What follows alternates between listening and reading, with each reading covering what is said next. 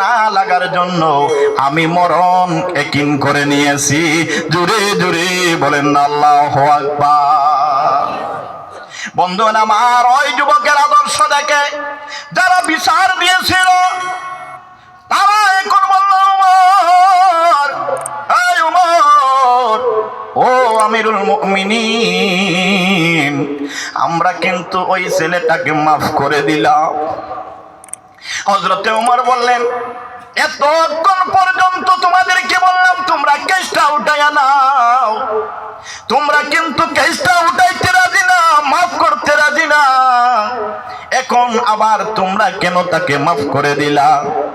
ওই দুইটা যুবক ডাক দেয়া বলেন, ওমর গো, আমরা যদি এখন মাফ করে না দেই, অন্য ধর্মের মানুষ বলবে তাদের এই ধর্মের মধ্যে স্যাক্রিফাইস নাই, তারা একজন মানুষ যদি মাফ চায় তারা মাফ করে দিতে পারে না।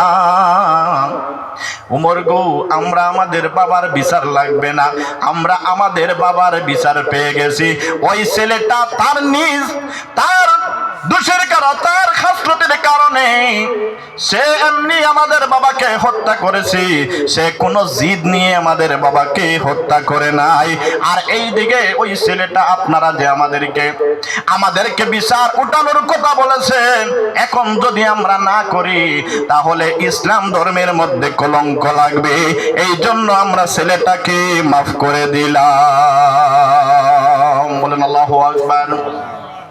বন্ধুরা আমার, আল্লাহর নবীর সাহাবীরা আমাদেরকে অক্ষরে অক্ষরে শিক্ষা দিয়ে চলে গেছেন, কিন্তু আমরা ওই শিক্ষাটা আমরা নিতে রাজি না, ঠিক কিনা বলুন?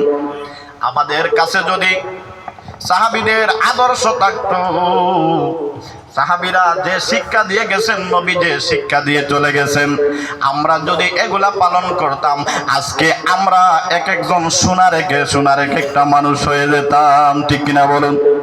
সম্মানিত উপস্থিতি, আমি যে আয়াতে কারিমা তিলাওয়াত করেছিলাম সামান্য ব্যাখ্যা দিলাম যে আমরা নবী মুহাম্মদুর রাসূলুল্লাহ সাল্লাল্লাহু আলাইহি ওয়াসাল্লামের ইত্তেবা করতে হবে। কি করতে হবে?